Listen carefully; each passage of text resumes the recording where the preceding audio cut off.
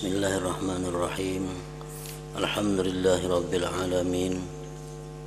Wassalatu wassalam ala asyrafil anbiya wal mursalin sayyidina wa maulana Muhammadin wa ala alihi wa ashabihi ajmain. Qala al-musannifu rahimahullah wa nafa'ana bi ulumihi fid dharain amin. Ceraian ketiga atau bagian ketiga, adab-adab dengan orang yang kita kenali bukan sahabat karib. Adab-adab dengan orang yang kenal biasa.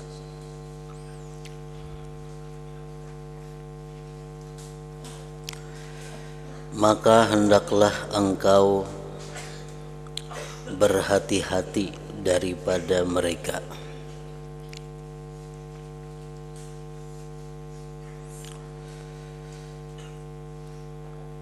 Karena engkau tidak menemui kejahatan kecuali daripada orang yang sudah engkau kenali. Artinya hati-hati Bapak Tuhan lawan orang, hati-hati berkenalan dengan orang. Karena kebanyakan hal-hal yang merugikan kita itu datangnya daripada kenalan gitu. Kebanyakan hal-hal yang membuahkan penyesalan itu datangnya dari kenalan. Lain halnya dengan sahabat karib. Lain halnya dengan sahabat karib. Maka ia sangat menolongmu. Lain pula halnya dengan orang yang engkau tidak kenali. Lain pula halnya dengan orang yang engkau tidak kenali. Jadi ada tiga. Satu, ada orang yang kita kada kenal. Dua, orang yang kita kenal. Yang ketiga, sahabat karib.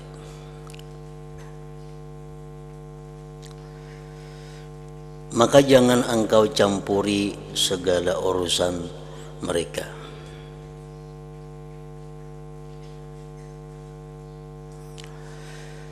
Orang yang kita kada kenal, ada usah kita ikut campur urusan mereka.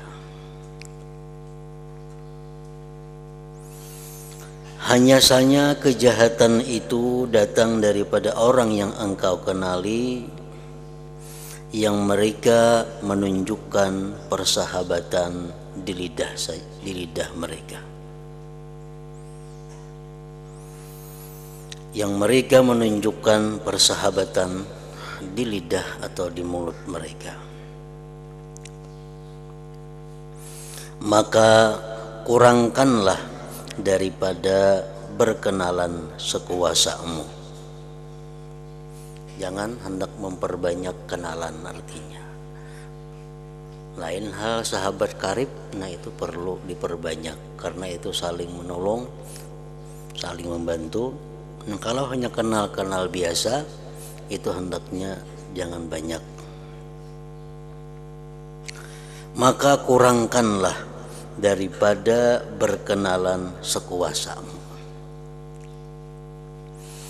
Tetapi kalau engkau terpaksa juga berkenalan, seperti dengan mereka yang engkau selalu terjumpa di madrasah atau di masjid jami atau surau-surau atau di dalam negeri atau di dalam pekan pasar,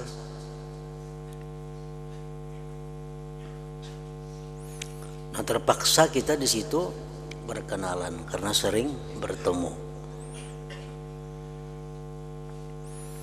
Nah, kalau terpaksa juga kita berkenalan dengan seseorang akibat sering berjumpa, maka jangan engkau menghina siapa saja di kalangan mereka. Jangan engkau merendahkan siapa saja di kalangan mereka. Karena engkau tidak tahu tentang diri mereka. karena kita kada tahu, kada kenal banyak tentang keadaan mereka. Barangkali mereka jauh lebih baik daripadamu. Namun jangan pula engkau melihat mereka dengan pandangan kebesaran ketika mereka memiliki harta kekayaan atau kepangkatan mereka, kepangkatan dunia. Jangan kita menghinakan mereka, jangan pula kita mengagungkan mereka, membesarkan mereka karena mereka itu orang berpangkat atau orang berharta.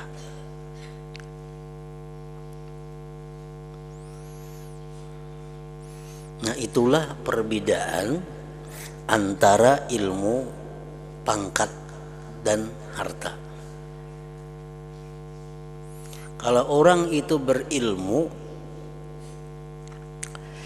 kita dituntut untuk membesarkannya, memuliakannya, karena ilmu yang ada pada dirinya.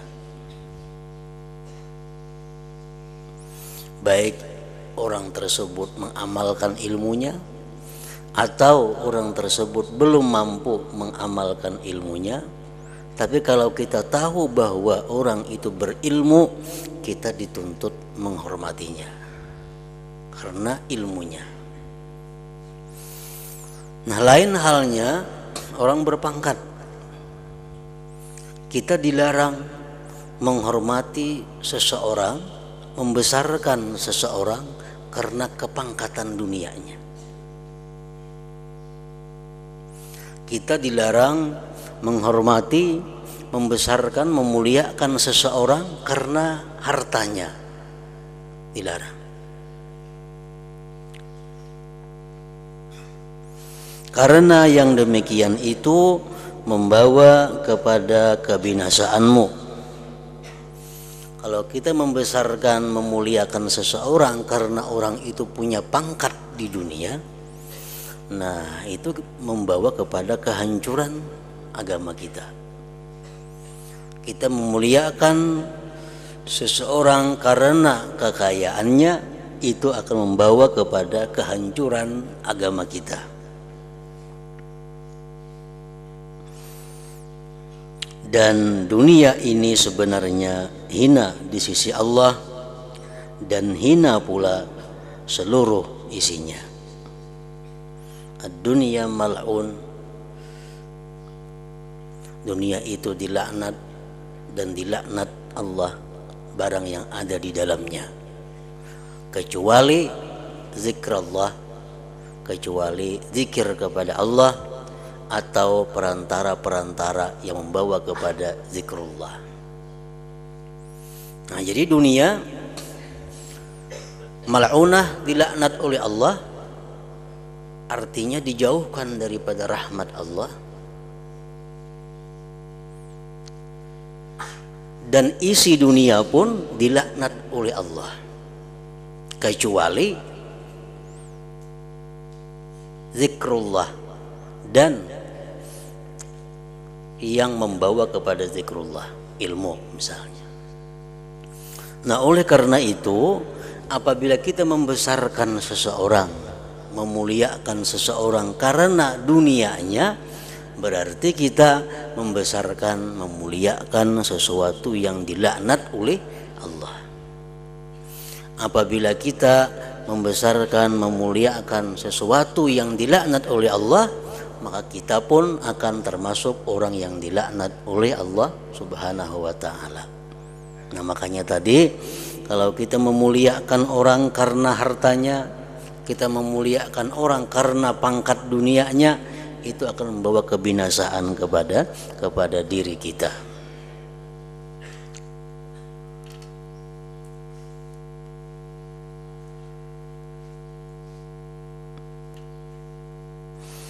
Oleh karena itu, apabila engkau melihat kepada ahli dunia,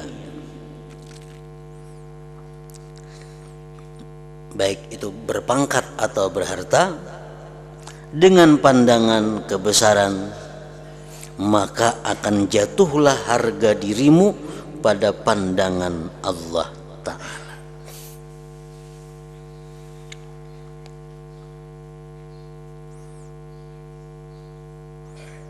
Rasulullah sallallahu alaihi wasallam mengatakan, man tawadha'a li ghaniyyin li ghinahu dhahaba thulutsa dinihi.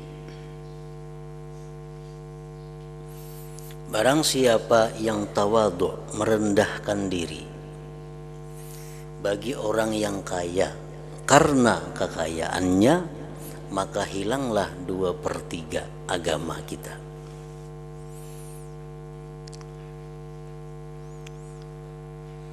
Kita boleh menghormati orang kaya, tapi jangan karena kekayaannya.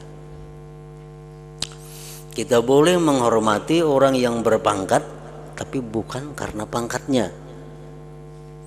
Misalnya, orang kaya tersebut dikenal sebagai pemurah. Nah, orang kaya itu pemurah.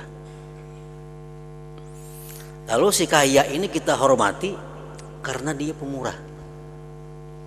Nah, ini kita menghormati karena kebaikannya. Itu disuruh memuliakan orang yang dimuliakan Allah. Orang pemurah, orang yang dimuliakan oleh Allah. Kalau kita menghormati orang yang dimuliakan Allah, kita pun dimuliakan oleh Allah. Nah, jadi artinya orang-orang kaya yang kita kada kenal, yang kita kada tahu tentang kepemurahannya, kita kada tahu tentang kebaikannya, kita kada perlu berkenalan dengan orang kaya tersebut, karena akan membawa kepada kehancuran diri kita sendiri, kebinasaan diri kita sendiri. Nah, kalau orang kaya itu sudah dikenal pemurahnya, orang kaya itu dikenal umpamanya sebagai ahli ibadahnya, atau orang kaya itu dikenal dengan kealimannya, kita hormati dia karena dia ahli ibadah, kita hormati orang kaya itu karena kebetulan dia orang yang berilmu, kita hormati orang kaya itu karena dia orang yang pemurah. Nah, itu dituntut di dalam ajaran agama kita.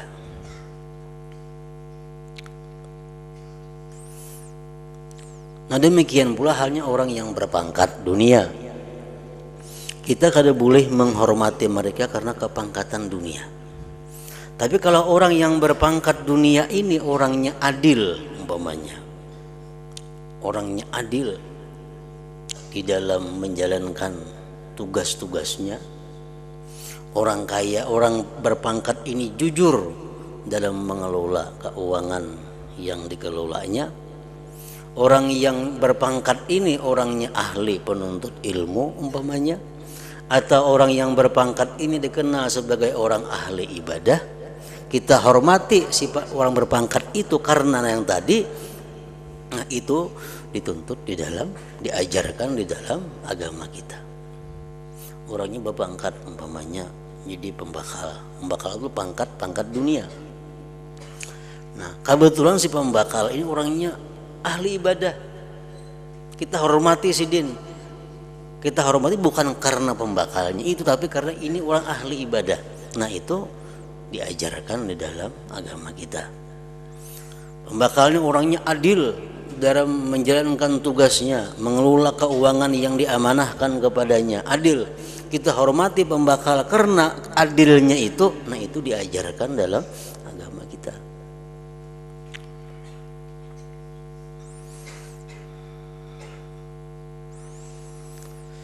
Oleh karena itu, apabila engkau melihat kepada ahli dunia dengan pandangan kebesaran, maka akan jatuhlah harga dirimu daripada pandangan Allah Ta'ala.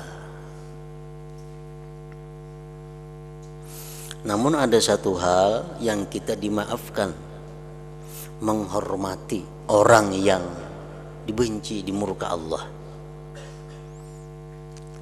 Ada satu hal yang kita dimaafkan, membesarkan musuh Allah. Siapa mereka itu? Orang-orang yang kita takuti kejahatannya. Nah, ini orang berpangkat,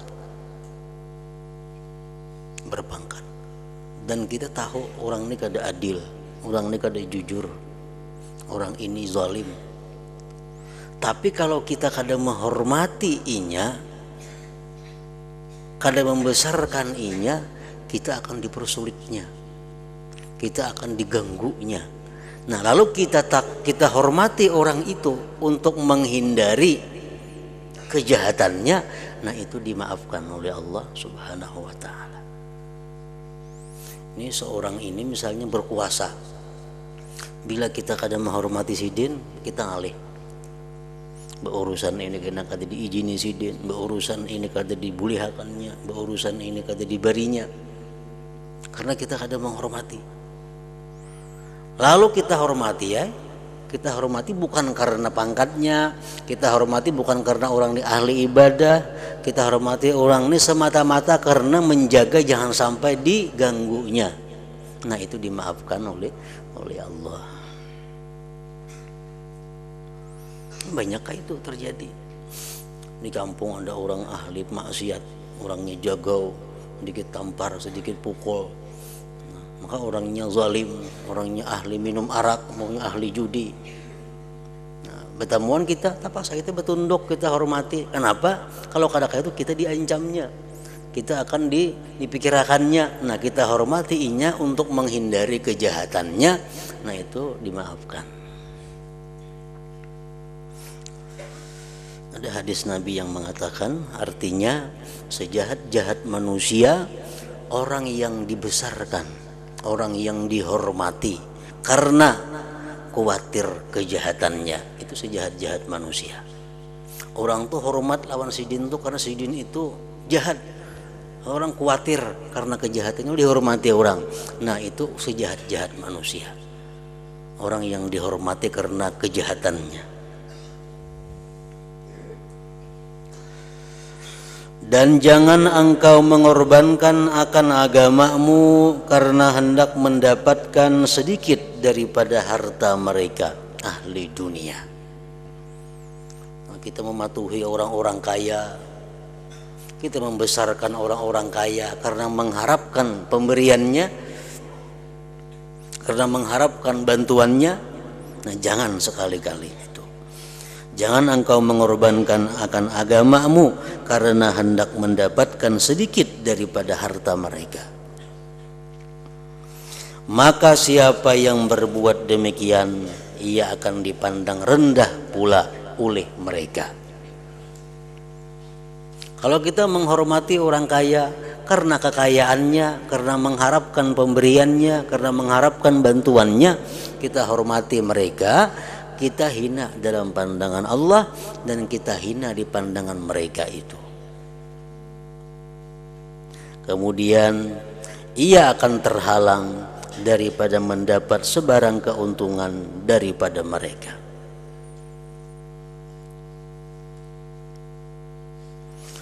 Dan jikalau mereka yang engkau kenali itu memusuhimu, maka jangan engkau lawan permusuhan mereka, karena engkau tidak mampu melawan mereka. Bahkan nanti engkau akan merusakkan agamamu bila engkau terlalu sibuk melawan mereka. Artinya kalau ada kenalan-kenalan itu yang memusuhi kita, kalau ada papatuhan-papatuhan itu yang membuat kita susah, jangan melawan. Kalau kita melawan, akhirnya bisa membahayakan kita sendiri, karena kita rugi, sibuk mengurusi melawan itu. Maka akan panjanglah kepayahanmu dan sia-sialah kerjamu. Nah, di bawah nomor 1 keterangan daripada penterjemah, biasanya orang yang wara bila ia mau melawan musuhnya, ia akan melawan mereka dengan bahasa yang sopan dan penuh adab. Sedangkan ahli dunia ini boleh bercakap apa saja, bahkan bercakap bohong dan memutarbalikkan kenyataan. Maka susahlah orang yang wara jikalau mau melawan mereka. Kalau ia hendak melawan juga, maka akibatnya ia akan bercakap banyak pula.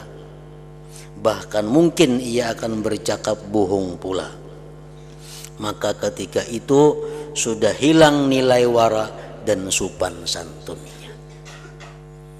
Nah, jadi melawani orang yang memusuhi kita itu bisa-bisa merugikan kita sendiri.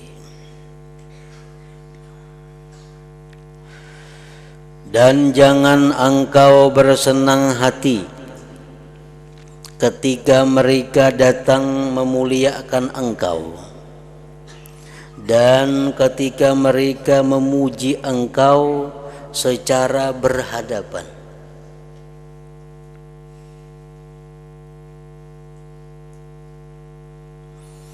Dan ketika mereka menunjukkan rasa kecintaan kepadamu.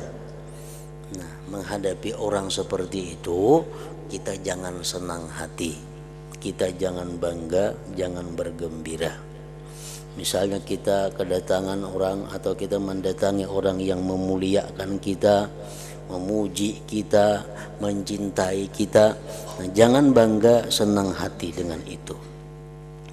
Karena apabila engkau coba memeriksa hakikat daripada penghargaan itu, engkau tidak akan mendapatkan hakikat itu.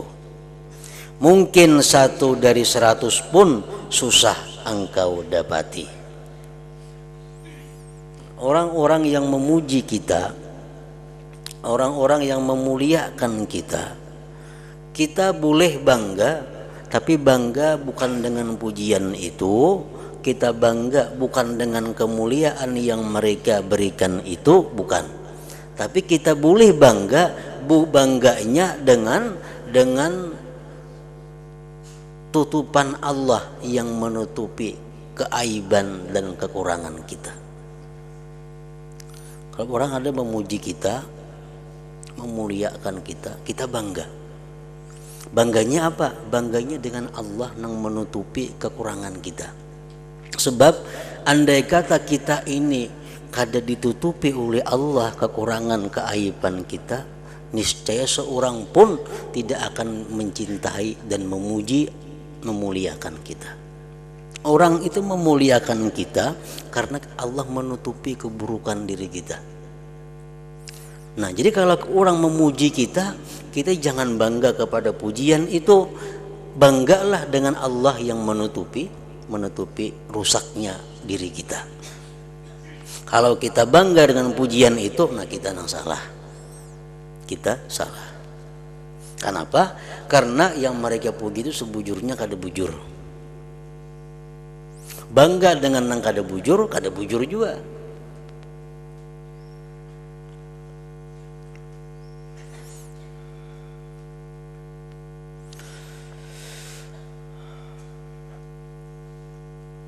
Mungkin 1 dari 100 pun susah engkau dapati. Dan jangan engkau merasa heran apabila mereka mencela engkau. Dan jangan engkau marah terhadap tindakan mereka itu.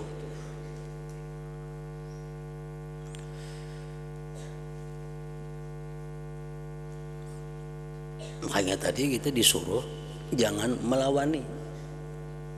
Jangan melawani. Kalau ada orang yang menghina kita, merendahkan kita. Dan jangan engkau merasa heran apabila mereka mencela engkau. Dan jangan engkau marah terhadap tindakan mereka itu. Karena apabila engkau menyadari hal itu, pasti engkau mendapatkan dirimu membuat seperti perbuatan mereka.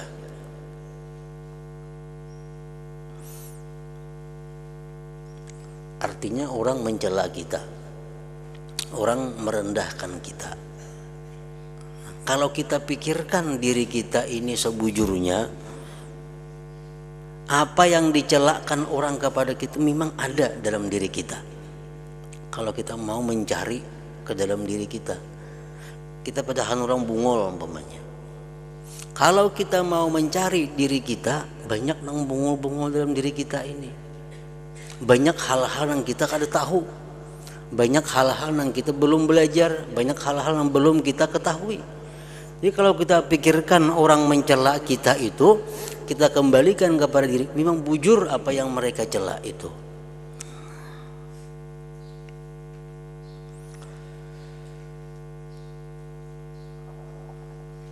Engkau juga berani mencela kawan-kawan dan sahabatmu. Ikam ingin rancak jauh mencelai orang. Bahkan engkau sebenarnya telah berani memperkatakan gurumu yang mengajarmu dan ibu bapakmu sendiri. Engkau berani menyebut-nyebut mereka di belakang, mengumpat mereka dengan perkataan yang engkau tidak mampu berterus terang di hadapan mereka itu.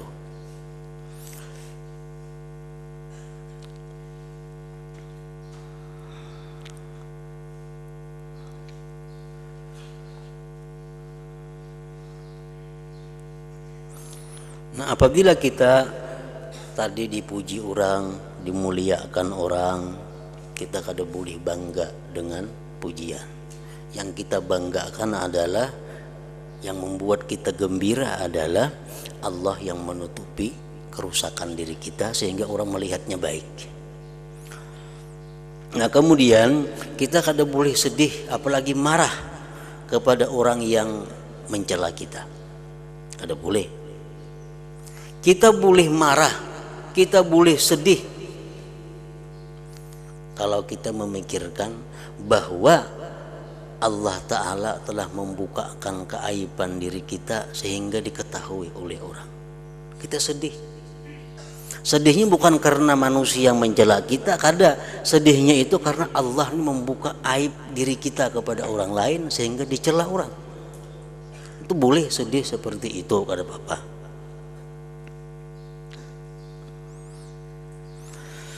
Dan putuskanlah harapanmu daripada harta, pangkat, dan bantuan mereka. Jangan berharap orang-orang kaya itu memberi kita.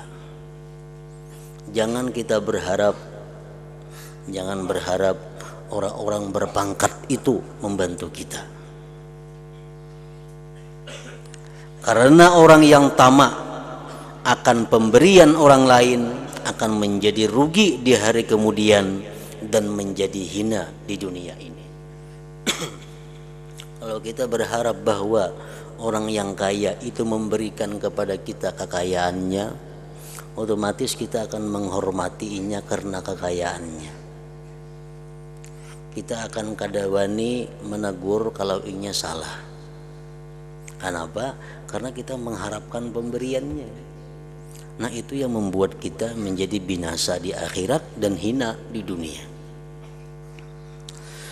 Dan apabila engkau terpaksa meminta kepada seseorang akan hajatmu, terpaksa minta, lalu ia bermurah hati menolongmu, maka hendaklah engkau bersyukur kepada Allah atas nikmatnya. Dan hendaklah engkau berterima kasih kepada orang yang menolongmu itu.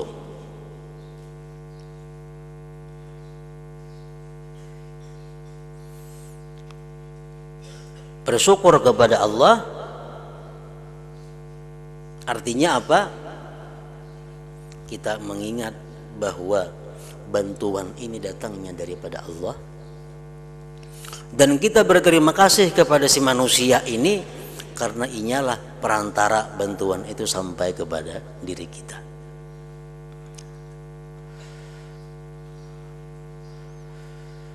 Jadi artinya pengertiannya bersyukur kepada Allah itu, ingat hati kita bahwa ini datang dari Allah. Berterima kasih kepada manusia ini artinya apa? Mendoakan mereka karena mereka menyampaikan hadiah Allah itu kepada kita. Kalau kita kada berterima kasih atau kada mendoakan orang yang memberikan nikmat kepada kita, manusia yang mengantarkan nikmat kepada kita, maka kita akan berbahaya. Berbahayanya apa? Berbahayanya kita tidak akan bisa mensyukuri nikmat Allah, dan bahayanya lagi kalau orang itu mendoakan jahat kepada kita. Hadis Rasulullah mengatakan, man asda ila qaumin ni'matan falam yashkuruha lahu pada alaihim ustujiba lahu. Kalau kita berbuat baik kepada orang, berbuat baik, kalau orang ini kada bisa berterima kasih, kita doakan jahat orang itu, doa kita dikabulkan oleh Allah Subhanahu wa taala. Orang ini kita baiki, kita bantu, kita apa, jauh pun berterima kasih, jahat lagi lawan kita umpamanya, kita doakan celaka, nah Allah akan mengabulkan doa kita itu. Allah akan mengabulkan doa itu. Man asda ila qaumin ni'matan falam yashkuruha lahu pada alaihim ustujiba lahu. Itu hadis Nabi. Orang yang memberikan kepada satu kaum nikmat, kepada satu orang diberikan nikmat, dia kada berterima kasih lawan orang ini, lalu orang ini berbalik mendoakan celaka kepadanya, dikabulkan oleh Allah. Orang mengantarakan nikmat lawan kita, berterima kasih kada kita, jauh lawan memberi, jauh lawan mendoakan, takurihing aja kada, kasal nang matarnya kasal, mudahan celaka, kabul doanya, kabul. Ada anjuran Rasulullah Sallallahu Alaihi Wasallam, kalau kamu ujar Nabi diberikan orang sesuatu, fakafi'uh, balas. Kalau orang memberikan sesuatu kepada kita, balas. Itu salah satu bentuk terima kasih kita. Orang beri kita nasi, umpamanya sepiring, nah kayaknya membulikan piringnya itu isinya apa, pisang nggak hintalo kasih biji, itu pakapi. Oh artinya ini orang beri nasi, piringnya kata diatarakan, orang tuhok mencari piringnya mana pulang, soal munjuk piringnya bebasuh kada, ini kan jauhan berterima kasih. Namun orangnya itu kasal lawan kita, didoakannya kita kada baik, Allah mengabulkan doanya. Nah ujar Nabi, kalau engkau diberi seseorang, balaslah. Kalau kada mampu membalas, doakanlah dia. Nah doakanlah dia.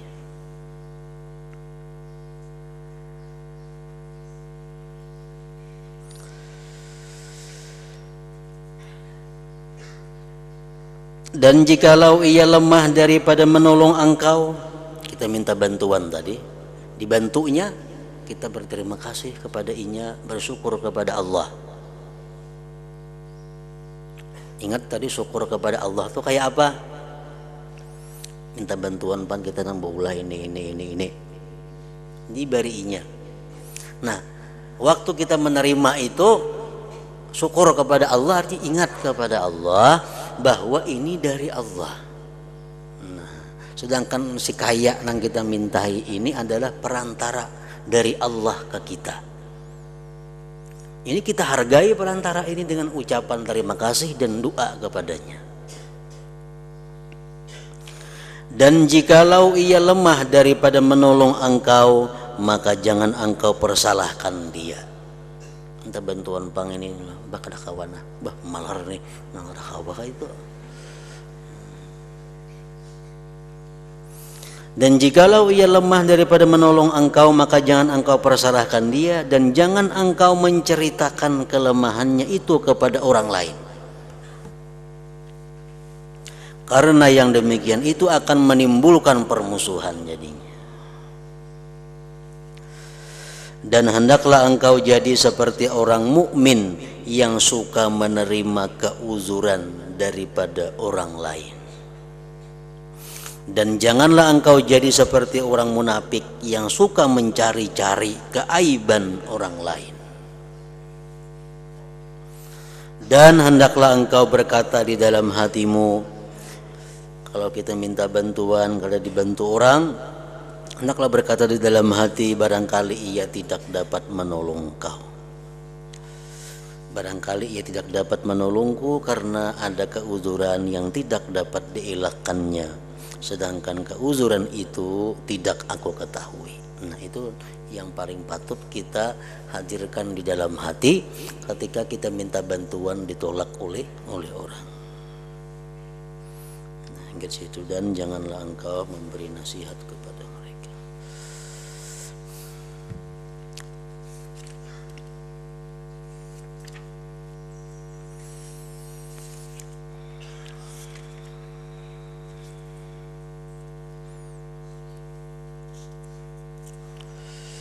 Beritahukan kepada seluruh santri putra bahwa setelah hari ini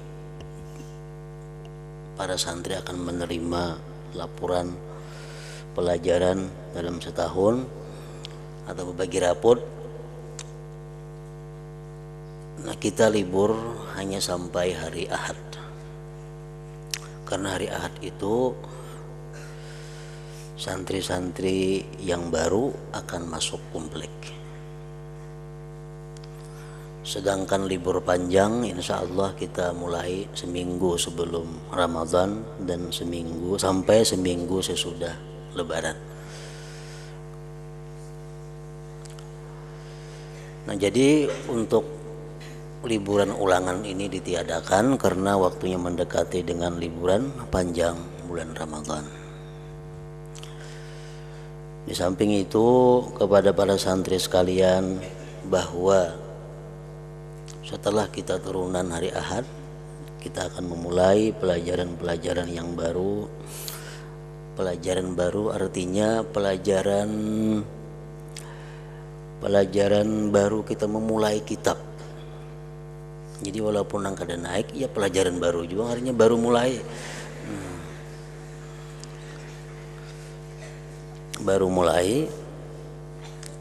Nah, di situ kebiasaan para salafus salihin, para orang-orang dahulu, mereka mengutamakan itu belajar di awal-awal kitab, mereka tidak mau tertinggal, dan di akhir-akhir kitab. Kenapa? Karena di awal-awal kitab itu biasanya di situ mengandung doa dari para pengarang kitab. Setiap awal kitab itu ada doa, dan orang yang mengarang kitab itu secara khusus berdoa, munajat kepada Allah di waktu yang khusus sebelum mereka mengeluarkan kitabnya. Mereka menulis, mereka berdoa kepada Allah agar yang membaca kitabku ini diberikan ilmu yang bermanfaat. Itu lihat aja kitab-kitab kebanyakannya seperti itu. Dan di ujung kitab pun biasanya seperti itu. Nah, oleh karena itu harapan saya kepada seluruh santri sekalian, jangan sekali-kali ketinggalan pelajaran pada permulaan kitab itu dan akhir kitab itu. Apapun halangan, apapun keuzuran yang ada, hendaknya ditinggalkan demi untuk mendapatkan doanya para wali-wali Allah Subhanahu wa ta'ala itu. Karena kita meyakini bahwa doa-doa dari mereka yang dicintai Allah itu, doa-doa dari mereka orang saleh, para pengarang kitab itu dikabulkan oleh Allah Subhanahu wa ta'ala. Nah, jadi utamakanlah agar kita jangan hanya membaca kitab beliau-beliau itu, tapi kita dapat juga doa dari mereka itu. Nah, sekali lagi saya ulangi bahwa setelah kita bagi rapot, kita libur, dan libur sampai sore hari Minggu ini.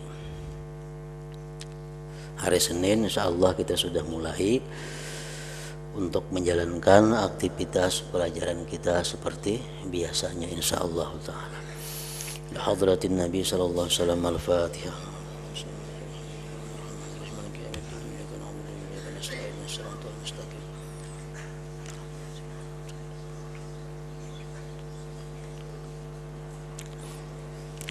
Bismillahirrahmanirrahim. Alhamdulillah rabbil alamin. Allahumma salli wa sallim wa barik ala sayyidina Muhammad wa ala alihi wa sahbihi ajma'in. اللهم اغفر لنا ما أخطأنا وما تعمدنا وما أسررنا وما أعلنا وما أسرفنا وما أنت أعلم به منا أنت المقدم وأنت المؤخر اللهم انفعنا بما علمتنا وعلمنا ما ينفعنا وزدنا فهما وعلما وعملا وهدى وتوفيقا برحمتك يا أرحم الراحمين اللهم احفظنا واحفظ من معنا وما معنا من البلاء وشر كل ذي شر إنك على كل شيء قدير ربنا تقبل منا إنك أنت السميع العليم وتب علينا إنك أنت التواب الرحيم صلى الله على سيدنا مولانا محمد وعلى آله وصحبه وسلم الحمد لله.